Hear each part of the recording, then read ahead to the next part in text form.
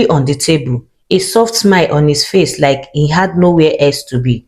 Take your time, he said as I approached. No irritation, no passive aggressive tone, just patience. That was the first thing that caught me off guard. Most people say kindness attracts them. To me, it wasn't just kindness, it was consistency. Daniel wasn't just kind that day, he was kind every day after that. He remembered everything, the smallest things, things I didn't even realize I had said. The way I preferred my tea, no sugar, just a little milk. The fact that I hated loud places, the exact story I told him about my childhood, about losing my father and how that shaped me. He didn't just listen, he absorbed. At that time, I thought, this is what it feels like to be seen. Now I know I was being studied, but back then, I was falling in love. Daniel didn't rush anything, and that made him stand out even more. In a world where everything felt fast and uncertain, he was steady, predictable in the best way. Every morning I woke up to a message. Good morning, beautiful. Every evening before I slept. Rest well, tomorrow will be better. I am here for you always. And he was always there, like he said. No disappearing act, no mixed signals, no confusion. When we were together, he gave me his full attention. No scrolling through his phone, no distraction, just me. It felt rare. Yes, it felt rare. And also perfect at the same time. And maybe that was just the first red flag. But how do you question something that feels like everything you have ever wanted? Our relationship moved quickly, but it never felt rushed. Usually, when things move too fast, you feel it, you hesitate, you question it. With Daniel, I didn't. It felt like we had known each other forever, like we were just continuing something that had already started somewhere else. Within a year, we were married. People talked about us all the time. You are so lucky. He treats you like a queen. Don't mess up this opportunity. Men like him are rare. People will always say. I smile every time, holding his hand, leaning onto him, proud of what he had, because I believed him. Daniel played his role perfectly. He was affectionate, but not overly dramatic, supportive, but not controlling. He never raised his voice. He never started arguments, never made me feel small. Even when we disagree, he handled it calmly. I understand your point, he would say, nodding slightly. Let's figure it out together. Who argues with someone like that? Who doubts someone like that? The answer is no one. And that's exactly what I didn't see it. The first strange thing was small. I almost ignored it. Daniel never left his phone unattended. At first, it didn't bother me. Someone deserves privacy, right? But over time, I started noticing patterns. He would take calls in another room, lower his voice when he speaks, end conversation quickly when I walk in. One evening, I laughed and said, who are you hiding from me? He smiled instantly, not nervous, not defensive, just smooth. You are the only person I don't hide from. It sounded perfect, but something about it lingered. Still, I let it go because everything else about him was flawless. Weeks passed, then months, and slowly something inside me started shifting. Nothing was obviously wrong. Daniel was still the same on the surface, still attentive, still caring, still perfect. But I started feeling something I couldn't explain. A quiet discomfort, like standing in a beautiful room that somehow feels off. Sometimes I would watch him looking at me, not the way someone in love would look at you. Not soft, not warm, but thoughtful, almost calculating. And the moment he noticed me noticing him, his expression would change instantly. A smile, gentle, familiar, like flipping a switch. I told myself I was overthinking. I didn't want to be that person, the one who would ruin something good because of unnecessary doubts. So I stayed quiet until that night. It started like every other evening. Dinner together, a movie, small conversation, laughter that felt natural and easy. We went to bed like we always do. But sometime in the middle of the night, I woke up. I didn't know why. Maybe it was instincts. Maybe it was something deeper. The bed felt empty. Daniel wasn't beside me. I sat up slowly, listening. The house was quiet, but there was a faint light coming from the living room. I got out of the bed and walked towards it, careful not to make a noise. And there he was, sitting on the couch, phone on his hand, typing, fast, focused. I stood there for a moment watching him, and then he smiled. Not the smile he gave me every day. This one was different, softer, warmer, real. It felt chill through me. I stepped forward slightly. The floor cracked. He turned immediately and locked his phone. Couldn't sleep, he asked. His voice was calm, normal, like nothing had happened. I nodded slowly, my heart beating faster than I wanted it to. Yeah, I just woke up, I said. He stood up and walked towards me, placing a gentle hand on my shoulder. Come back to bed. And just like that, it was over. Or at least it looked like it. But something had already changed inside me. The next day, everything felt normal again. Too normal. He made breakfast, kissed my forehead, asked about my day. The same man, the same perfection. But now I was watching him differently. Not as a wife, but as someone trying to understand.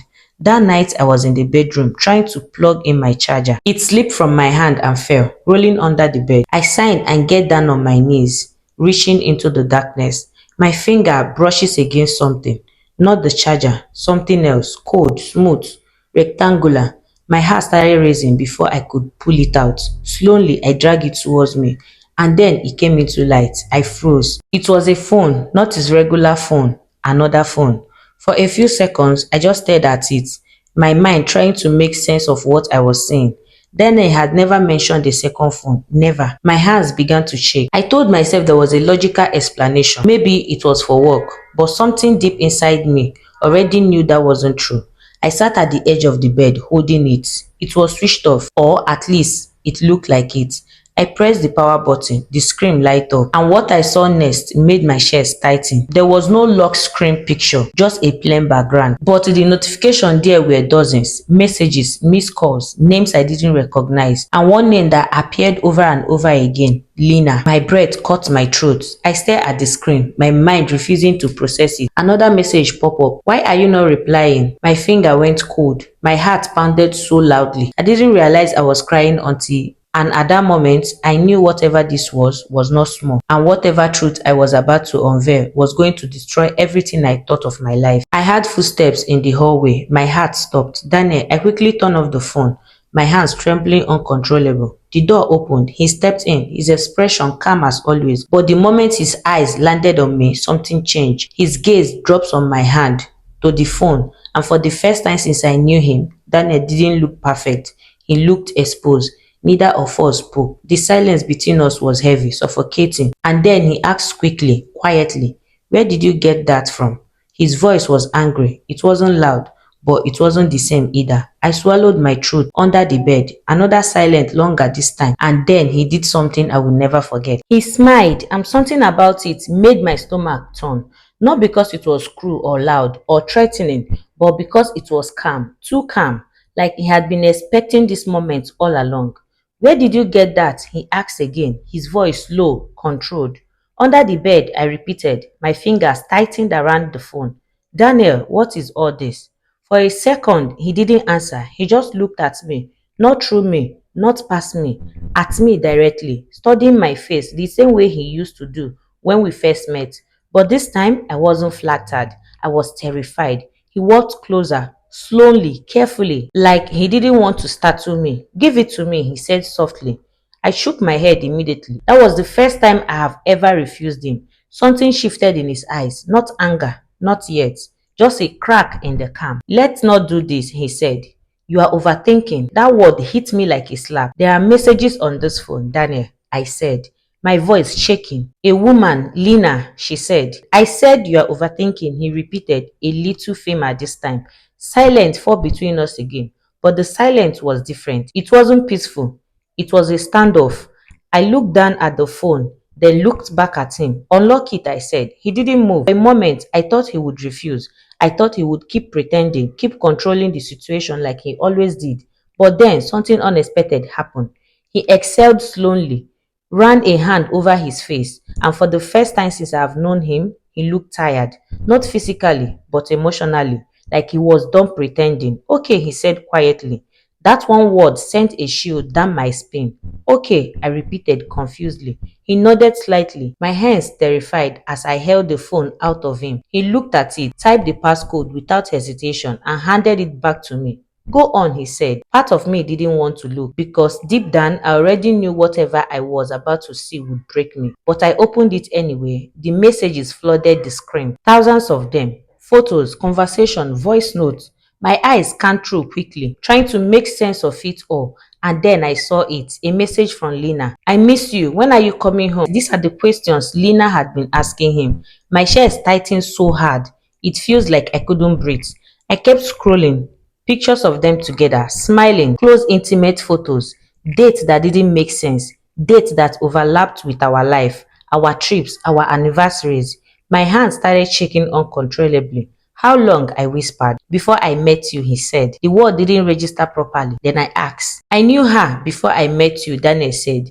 Calm again. My stomach dropped. You never ended things, I repeated, my voice breaking. Daniel, you are married. My voice rose, panic and anger mixing together. He paused. Then he said something that completely shattered whatever was left of me. She is my real life. The room went silent. I felt like the ground beneath me had disappeared. What did you just say? I asked him. He looked at me. And this time, there was no softness, no warmth, no pretending, just truth. She is my real life, he repeated. He gestured around the room. They looked at me, at everything. This was never supposed to go this far. I didn't understand. I said weakly. You married me. Yes, he said. You built a life with me. He also said yes. Then how is this not real? Because it was never about love.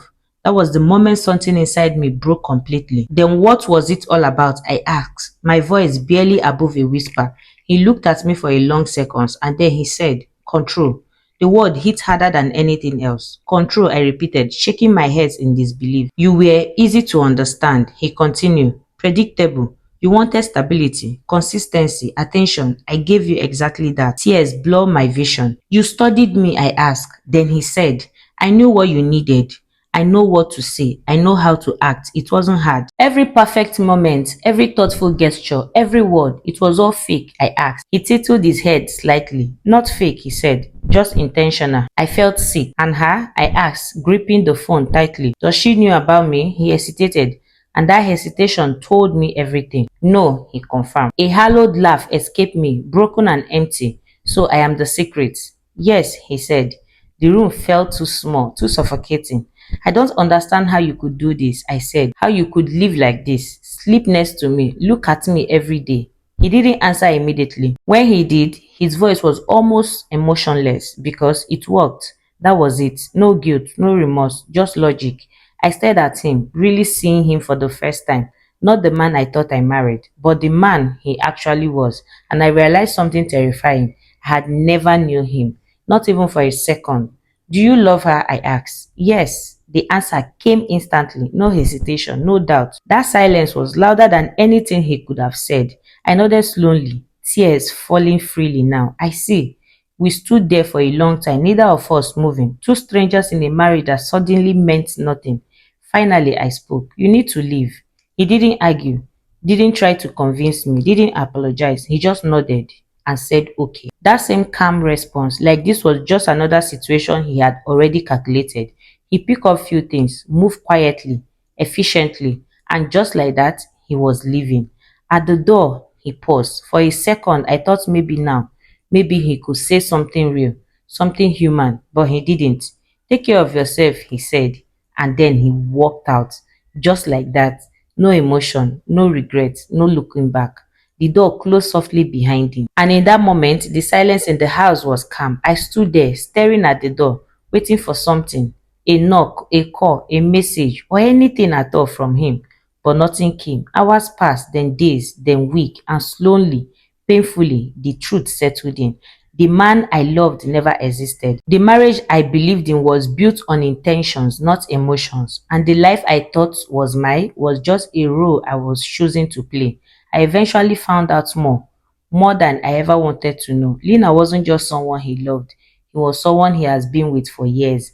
Someone who believed she was the only one. Someone who had no idea I even existed. Two lives, two reality. One man controlling both. No mistakes, no lip ups until that night, until that phone. Sometimes I still think about it. What would have happened if I didn't drop my charger? If I didn't reach under the bed? Would I still be there? Still smiling, still calling him perfect? That is what scares me the most. Not what he did, but how easily I believed it. And now, whenever someone says men like that doesn't exist anymore, I don't smile. I just think they are right. Because the one I met was never real to begin with. For a long time after he left, I kept expecting something to happen. A message, a call, an apology. something that will make it feel human, but nothing came. Daniel disappeared from my life the same way he existed in it, without leaving anything behind that could explain him.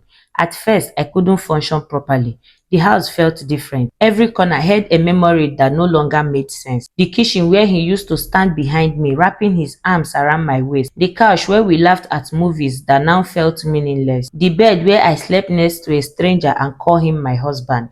I stopped sleeping well. My mind kept replaying everything over and over again, trying to find the moment I missed, the moment I should have known. But the truth was, there wasn't just one moment.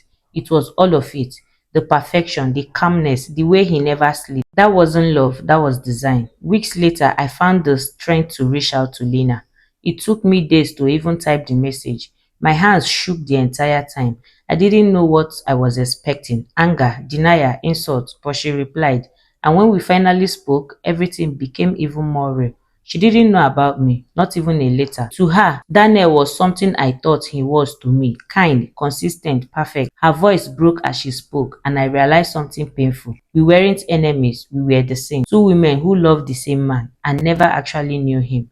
When I told him everything, there was silence in the other end. And then she asked me one question I would never forget. Was any of it real? I didn't know how to answer that question. And even now, I still don't.